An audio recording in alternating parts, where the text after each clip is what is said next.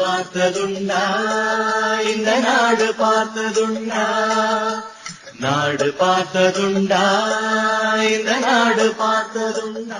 வணக்கம் பச்சை தமிழ நேயர்களே, இன்றைக்கு நம்முடைய நேர்காணலுக்கு தமிழ்நாடு நாடார் சங்கத்துடைய பரப்புரை அணி தலைவர் மேக பேச்சிராஜன் நாடார் அவர்கள் நம்முடைய அரங்கத்துக்கு வந்திருக்கிறார்கள். அவரிடம் நிறைய கேட்க வேண்டியிருக்கிறது. வாருங்கள், அவரை சந்திப்போம். அண்ணா வணக்கம். பச்சை தமிழர் நேயர்கள் அனைவருக்கும் அன்பு வணக்கம். நல்லா இருக்கீங்களா? நல்லா இருக்கேன் அஜய், ரொம்ப சந்தோஷம். கருவனில் 2026 சட்டமன்ற தேர்தல் வரப்போகுது. தமிழகத்தை பொறுத்தளவு இப்போதைக்கு இன்றைய நிலைமை நால்முனை போட்டி.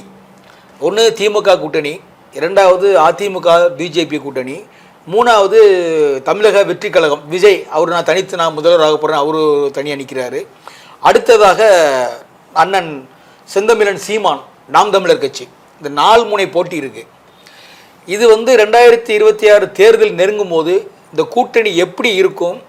அது 4 அணிங்கிறது 3 அணி ஆகுமா, இல்லை 4 அணிங்கிறது 2 அணி ஆகுமா? அதை நீங்கள் எப்படி பார்க்குறீங்க? இந்த மண் ஜனநாயக மண். பெருந்தலைவர் காமராஜர் ஆட்சியில் அரசியலில் தோல்வி விடுறாங்க. தோற்றதுக்கப்புறம் அவர்களுடைய ஆதரவாளர்கள்லாம் வீட்டில் திரண்டு, ஐயா உங்களையே தோக்கடிச்சிட்டாங்களே, ஐயா உங்களையே தோக்கடிச்சிட்டானே எல்லாரும் பதறாங்க. கொஞ்சம் கூட பதட்டம் இல்லாமல் ஐயா காமராஜர் சொன்ன வார்த்தை என்ன அப்படின்னா, இந்த மண் ஜனநாயக மண், இந்த ஜனநாயகத்தை நாம் சரியாக கடைப்பிடிக்கிறோம் அப்படிங்கிறது இதிலிருந்து தெரியுது, எல்லோரும் வெற்றி பெறலாம் அப்படிங்கிறது தெரியுது அப்படின்னு சொன்னாங்க. அதுபோல் இந்த மண் ஜனநாயக மண், எல்லோரும் கட்சி ஆரம்பிக்கலாம், எல்லோரும் நிற்கலாம். அதுபோல் எல்லோரும் புது புது கட்சிகளாக நிறைய இன்றைக்கி பார்த்திங்கன்னா நிறைய கட்சிகள் உருவாகிக்கிட்டே இருக்குது. இதில் என்னென்னா, உருவாகக்கூடிய அத்தனை கட்சிகளும் தனித்து நிற்க முடியல.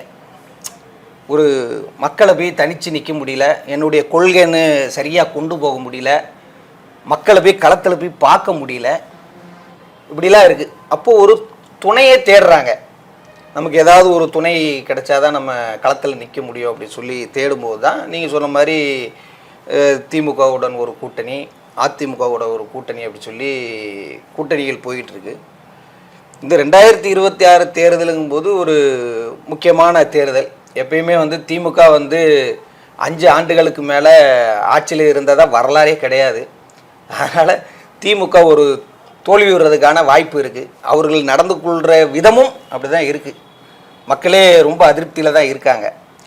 அப்படி இருக்கும்போது அடுத்தது யார் வெற்றி பெறுவா அப்படிங்கிறது தான் இங்கே ஒரு பெரிய விவாதமாக இருக்குது. இப்போ அதிமுக கூட்டணியில் பிஜேபி விஜய் எல்லாம் ஒன்றா சேருவாங்களா, இல்லைன்னா பிஜேபி ஒரு அணியை உருவாக்கி விஜய் எல்லாம் உள்ளே கொண்டு வருவாங்களா அப்படி சொல்லி ஒரு பரபரப்பாக போயிட்டுருக்கு. இதில் அரசியல் மாற்றங்கள் நிறைய நடந்துக்கிட்டு இருக்கு. இல்லை, இதற்கிடையில் காங்கிரஸும் விஜயும் சேர்ற மாதிரி ஒரு பேச்சுவார்த்தை நடந்துகிட்டு இருக்கு. இத்தனை தொகுதி எங்களுக்கு 60 தொகுதி கொடுங்க அப்படிங்கிற மாதிரி மறைமுக பேச்சுவார்த்தை நடக்கிற மாதிரிலாம் செய்திகள் வருது. ஆமாம், இப்போது நீங்கள் விட்டுட்டீங்களா அதை? அதான் இப்போ விஜய் என்ன சொல்லியிருக்கா அப்படின்னா, திமுகவையும் பிஜேபியும் தான் அவர் ஒரு எதிரியாக கட்டமைக்கிறாப்புல.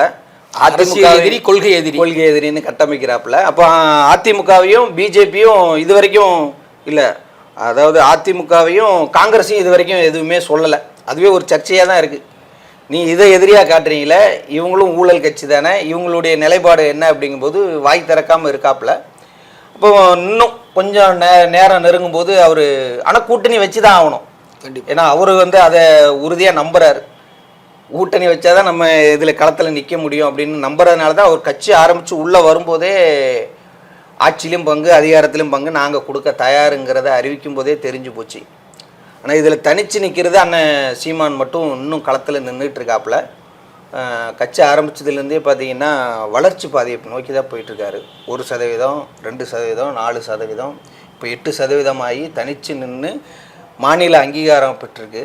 அதனால் இப்போது இளைஞர்கள் நிறைய பேர் சீமானை நம்ம எதிர்பார்த்து காத்து கொண்டிருக்காங்க. ஆனால் விஜய்க்கும் ஒரு ஆதரவு நிலைப்பாடு இருந்துக்கிட்டு இருக்கு. ஆனால் அது நிலைக்குமா அப்படிங்கிறது ஒரு கேள்விக்குறியாக தான் இருக்குது. இப்போ சிலர் என்ன சொல்கிறாங்கன்னா, விஜய் தனித்து நின்னா 234 தொகுதியிலும் வேட்பாளரை போடுவார். விஜய் கட்சியை பொறுத்தளவு பிரபலமானவங்கன்னா ஒரு 5-6 பேர் தான் வெளியே தெரியுது இல்லையா? ஆமா. புஷி ஆனந்த், ஆதவ் அர்ஜுனா, நிர்மல் குமார், ஜான் ஆரோக்கியசாமி, இவங்க தான் ஒரு முக்கியமான ஒரு 10 பேர் வச்சுக்கோங்களேன், அவ்வளோதான் தெரியுது.